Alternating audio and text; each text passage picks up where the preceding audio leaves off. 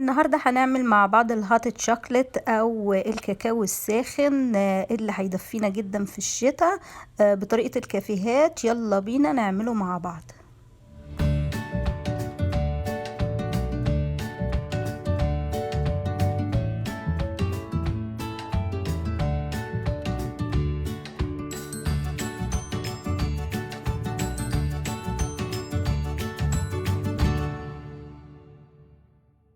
السلام عليكم ورحمة الله، وأهلا وسهلا بحضراتكم في مطبخ نوجة العالمي. يا رب تكونوا كويسين وفي أحسن حال. النهاردة إن شاء الله هنعمل مع بعض الهات شوكليت أو الكاكاو بطريقة الكافيهات، ومش هيكلفك حاجة في البيت، لكن طعمه بيبقى جميل جدا وبيدفيكوا جدا في السقعة. أنا هعمل كوباية واحدة من اللبن، وهبتدي وهي على الساقع كده أضيف عليها معلقة كبيرة من الكاكاو الخام اللي هو بيبقى من غير سكر، لان اللي هو بيبقى فيه سكر ده بيبقى مسكر قوي زياده عن اللزوم، وبيبقى نسبه الكاكاو فيه قليله فبيبقى طعمه مش حلو. وبعدين هبتدي اقلب كده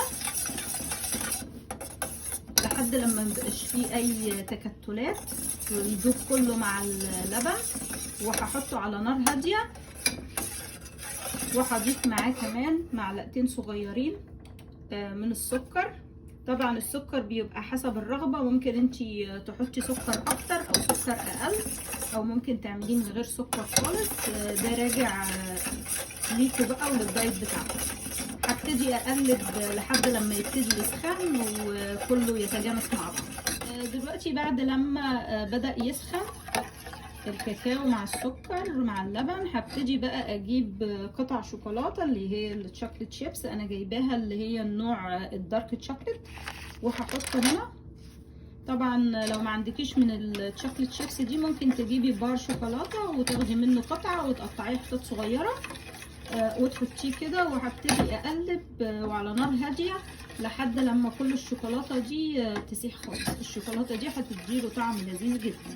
بعد لما الشوكولاته ساحت وقلبته كويس قوي بقى كله مع بعضه، وبدات اصبه في الكوبايه اللي هعمل فيها هقدم فيها الكاكاو. وبعدين عندي بقى الويبد كريم اللي هي الكريمه، هبتدي بقى ازين بيها كده فوق الوش المنظر الجميل ده. بالظبط بقى عامل زي اللي بيتباع في المحلات وفي الكافيهات الغاليه زي ستاربكس كده، شكله في منتهى الجمال. وبعدين هبتدي احط من فوق الوش كده ازينه.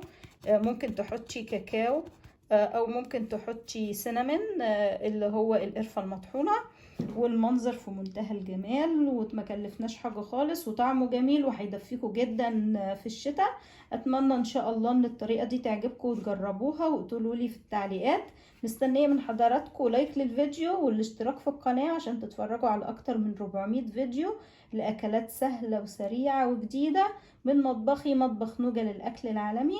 واشوفكم في فيديو جديد، وسلام عليكم.